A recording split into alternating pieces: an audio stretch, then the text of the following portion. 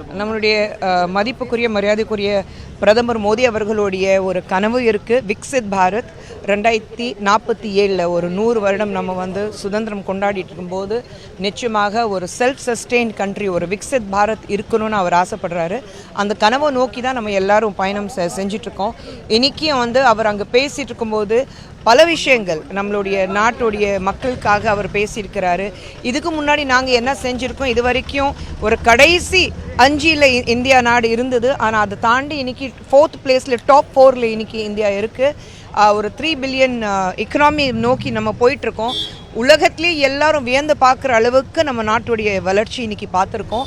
அப்படி இருக்கும்போது இவ்வளோலாம் நாங்கள் செஞ்சுருக்கோம். அது தனக்கு தானாக ஒரு மகுடம் சுட்டாமல் இதுக்கு அடுத்தது நம்ம என்ன பண்ண போகிறோம், இன்னும் நாடு எப்படி செல்ஃப் சஸ்டெயின் ஆக்க முடியும், நம்ம மக்களுக்கு என்ன தேவையோ அது மட்டும்தான் பிரதமர் மோடி அவர்கள் பேசியிருக்கிறாரு.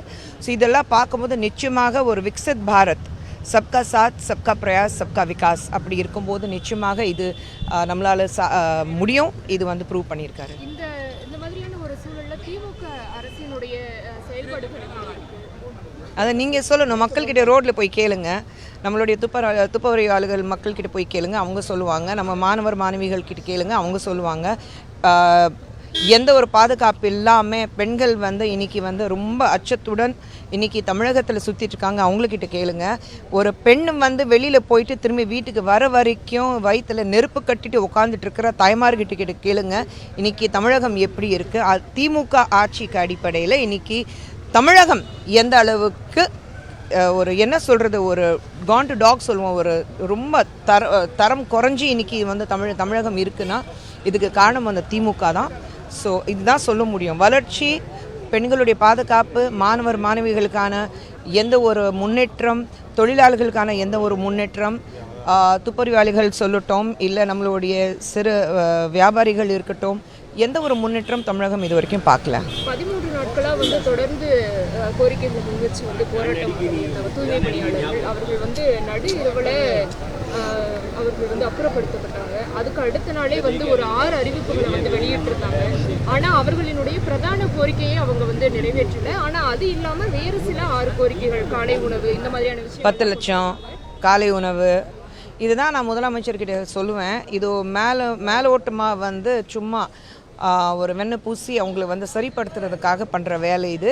அது சுத்தமாக செய்யக்கூடாது. அவங்களுக்கான விஷயங்கள் என்ன இருக்குது, அவங்க எதுக்காக பாதிக்கப்பட்டிருக்காங்க, அவங்களுடைய கோரிக்கை என்ன இருக்குது, அது புரிஞ்சுட்டு உட்காந்துட்டு நீங்கள் பேசணும். இதே வேறு ஆளுங்க இருந்தாங்கன்னா எந்த அளவுக்கு பேசியிருப்பாங்க. உங்களுக்கு இவங்க சும்மா பேசிக்கில் துப்புரவாளிகள் தான், ஏன்னா இவங்களால என்ன பண்ண முடியும், நம்ம சொல்கிறது தான் சட்டம்னா இந்த ரேஞ்சில் அவங்கள பார்த்துட்ருக்காங்க.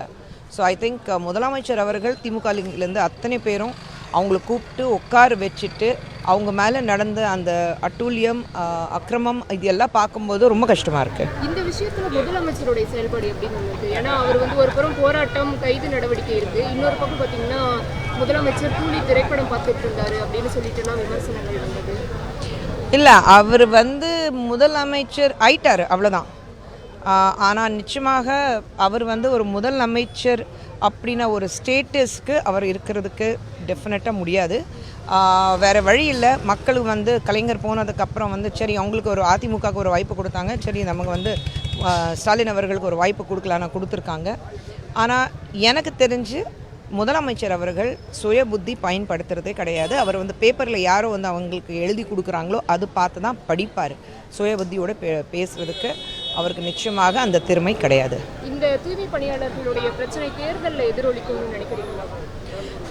தேர்தல் 8 மாதங்கள் இருக்குது. ஸோ அது வச்சுட்டு அவங்கள வச்சுட்டு ஒரு நம்ம ஓட் பேங்க் ஆக்கிடக்கூடாது. அவங்களுடைய பிரச்சனைகள் என்ன இருக்குது அதுதான் சால்வ் பண்ணணும். அவங்க கூடவே நின்றுட்டு அவங்க என்ன கேட்குறாங்களோ, நியாயமான விஷயங்கள் என்ன இருக்குது அது அதுக்காக போராடணும்னு தவிர இது ஒரு அவங்களுடைய சென்டிமெண்ட்டும் அவங்களுடைய வலியும் எல்லாமே ஒரு தேர்தல் ரீதியாக நம்ம பயன்படுத்தாக்கா அது தவறாக இருக்கும். தேர்தல் ஆணைய விவகாரமும் நாடு முழுக்க பெரும் விமர்சனத்தை எழுந்திருக்கு. திமுகவும் கூட அதற்கு ஆதரவாக விமர்சனங்களை முன் வச்சுருக்காங்க.